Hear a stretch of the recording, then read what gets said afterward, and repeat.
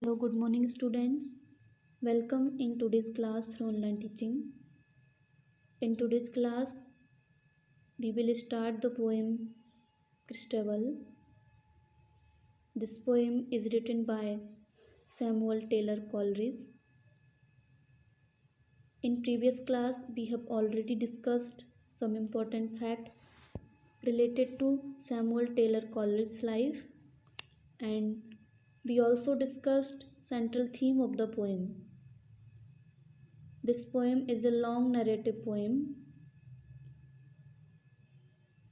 So let's start the first stanza of the poem Christabel. 'Tis the middle of night by the castle clock, and the owls have awakened the crowing cock. To wit, to who, to wit, to who, the sound produced by an owl. This is an example of onomatopoeia. To wit, to who is the best example of onomatopoeia. And hark again, the crowing cock, how drowsily it crew. Sir Leoline, Sir Leoline is the father of Christabel. The Baron Rich hath a toothless mastiff bitch from her kennel beneath the rock.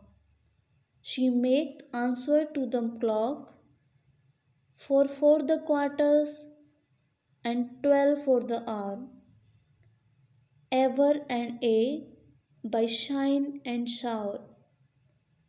16 short howls, not over loud. Some say she sees my lady's shroud. My ladies here refer for the Christabel's dead mother. 'Tis the middle of night. It means as we know that Christabel is a supernatural poem, so the midnight hour is surely the most suitable time to begin a poem of supernatural horror. The castle clock, it means we are immediately taken to the distant Middle Ages with formidable castles in dense forest. And cock, the hooting of the owl, is like the symbol of the approaching evil. The cock crows at dawn, but the hooting of the owls has disturbed the cock from its sleep. To wit, the sound produced by an owl, and this is an example of onomatopoeia. And hark, the poet Samuel Coleridge alarms the reader to create suspense. To create suspense, he tells to the reader to be attentive. Drowsily means sleepily. Midnight is certainly not the time for the cock to crow. It is still feeling sleepy. Toothless mastiff bitch. A mastiff is a large breed of dog, and the bitch is the female. Its being toothless suggests decay and death. This suggestion appears very ominous. Kennel. Kennel means a sort of house for dog. Beneath the rock means the kennel is under a rock from where the sounds produced can be easily echoed to intensify the atmosphere of mystery. She clock, it means whenever the clock strikes, the mastiff bitch howls in reply. 4 hour means the mastiff makes 1 hour to denote every quarter and 12 howls to denote the hour. Shroud means the cloth in which a body is wrapped after death. It is a common belief that some animals, dogs in particular, can sense the presence of a ghost. Here, the mastiff bitch is supposed to be seeing the ghost of Christabel's mother.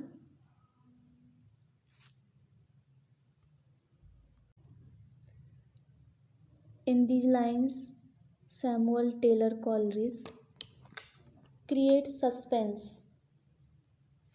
As we know that it is a supernatural poem, it is filled with mystery, magic, and love.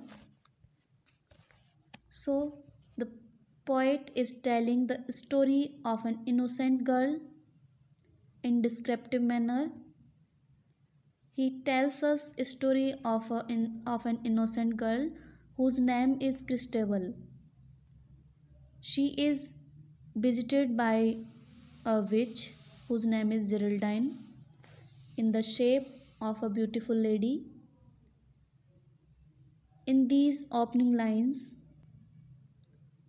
the poet tells us the story of a wonder involving supernatural agency.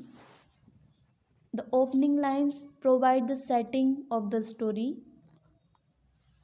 The action takes place in the distant Middle Ages with the castle clock striking the midnight hour and owls hooting in the background. The clock that is put up on the wall of the castle indicates that it is 12 in the night. The screeches of the owls has disturbed the cock, which is crowing with a feeble sound. Though it is an sleepy state, midnight is not the time for the cock to crow. Sir Leoline, who was a rich baron, he keeps a watchdog which has lost its teeth owing to old age. The dog is chained in its horse built under the rock and unfailingly barks against the clock strikes. It may be fair or foul, sunshine or rain, the dog must howl in response to the strokes of the clock. For each quarter it will howl once, and for full hour 12 times. 16 short howls, not too loud, for 1 hour. Some people believe that it does so because the dead body of its mistress or the mother of Christabel, wrapped up in the shroud, is visible to the animal. The poet introduces Christabel's dead mother into the poem intentionally. If the poem were completed, she would have defeated the wicked influence of the false Geraldine. So, in the first 5 lines, Coleridge builds up the atmosphere of the night. The next 8 lines introduce the story. We come to know that Sir Leoline owns the castle and his wife is dead. The poet does not introduce Christabel in the beginning. A touch of the supernatural is given in very introductory lines, where the bitch is supposed to see the dead lady's winding sheet. It is bad. Is the night chilly and dark? The night is chilly but not dark. The thin grey cloud is spread on high. It covers but not hides the sky. The moon is behind and at the full, and yet she looks both small and dull. The night is chill, the cloud is grey. 'Tis a month before the month of May, and the spring comes slowly up this bay. The thin grey cloud, it means the cloud in the sky is not dense, it is thin, almost like a grey veil. through which the moonlight is coming out less bright and almost dim. It covers but not hides the sky. It means the cloud is almost transparent, though it overcasts the sky, it does not hide it. The moon, from behind this thin and transparent cloud, is easily seen. At the full, it means it is a full moon night. The full moon, it may be noted, was a benevolent influence for calories. Its being dull and small signifies something wrong. The cloud is grey, it means being thin. The cloud cannot obstruct the light of the moon. It cannot, therefore, be dark or black cloud.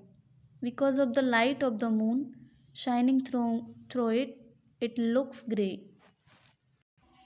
In previous stanza, we knew that Sir Leoline was a rich baron and he lives in a castle and has a toothless old mastiff which uttered short howls in response to the striking of the castle clock. Sir Leoline's wife is dead.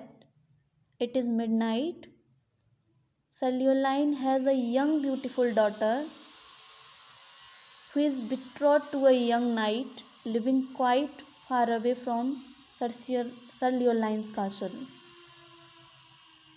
In the above lines, the poet first describes the cold night and the condition of the sky and the moon.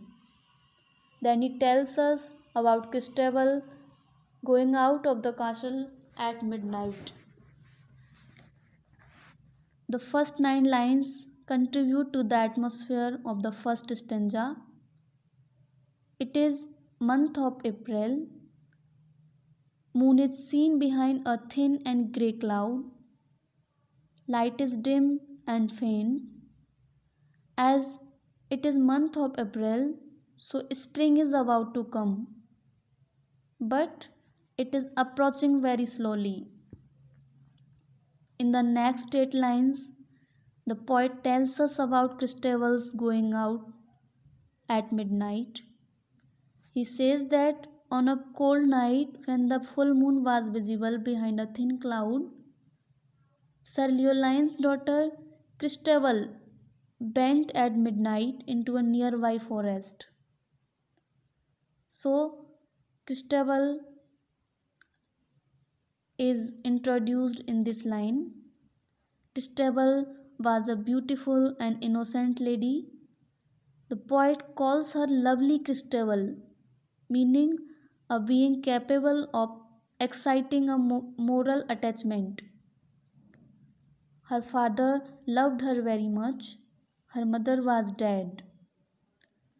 Last night she had some bad dreams about her fiancé, so she went to the forest to pray for his welfare. She went at midnight, a very unusual hour for a young lady to be out alone. The repetition of the words chilly and dark is meant to strengthen the impression of coldness and darkness and mystery. She stole along. She is used for Christabel.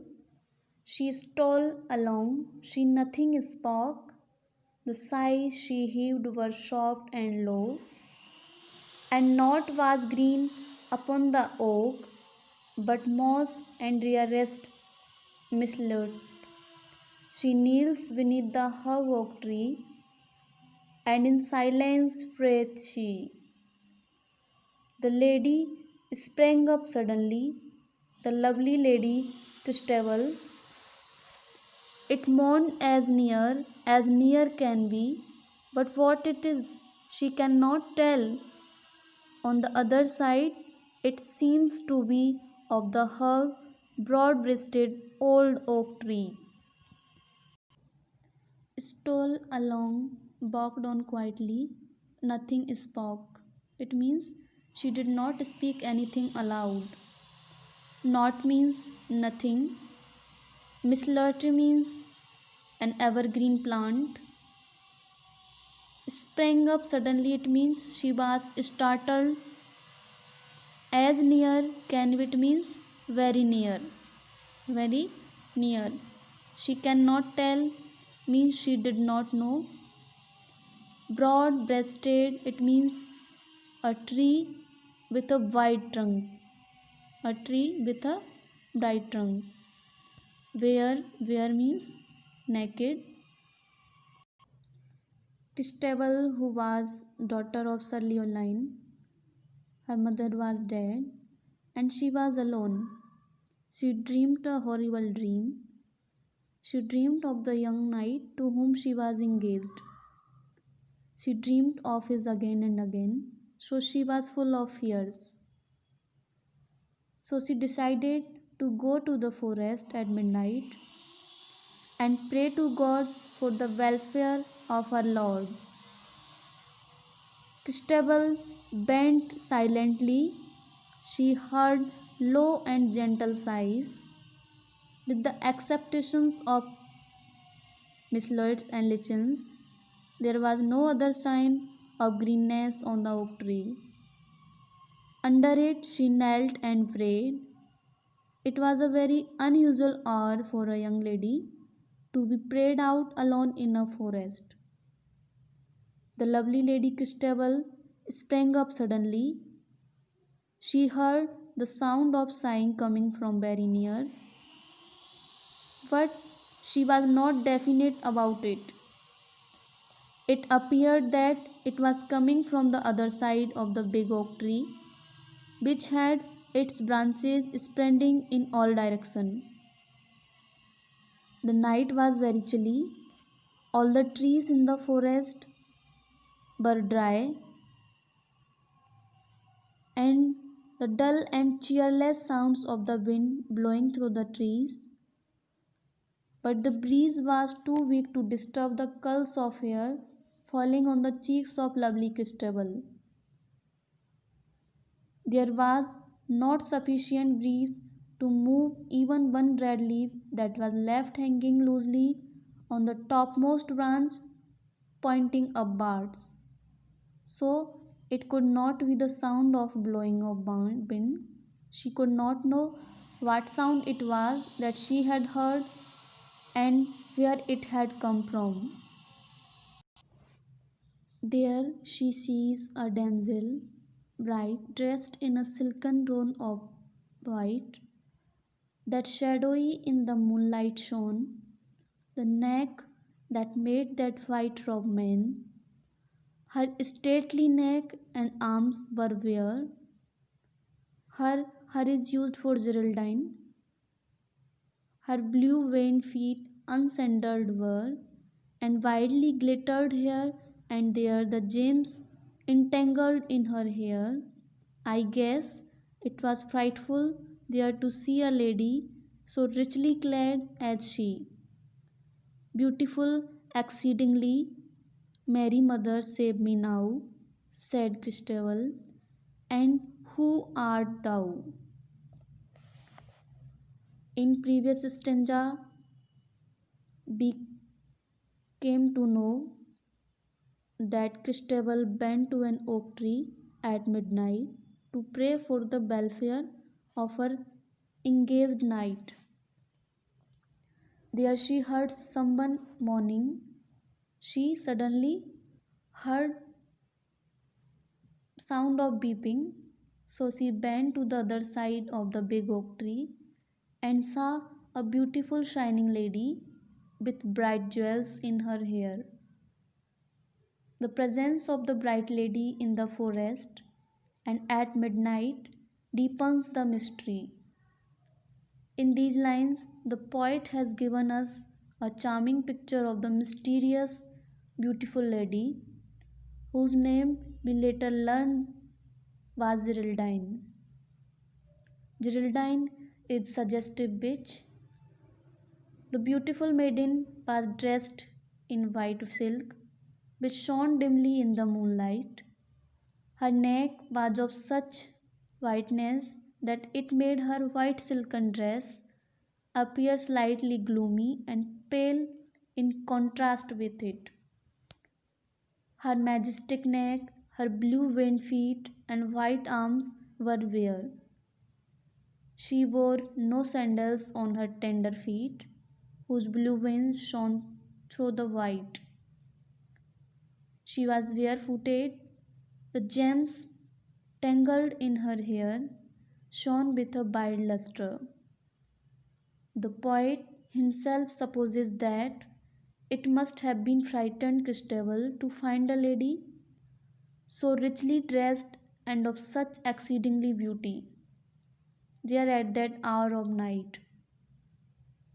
To see such a beautiful lady so richly dressed in such a place and at such a time was something to cause fright instead of delight. Christabel was brave enough to speak to the lady. She prayed to Virgin Mary to protect her, and she asked the lady to tell her who she was.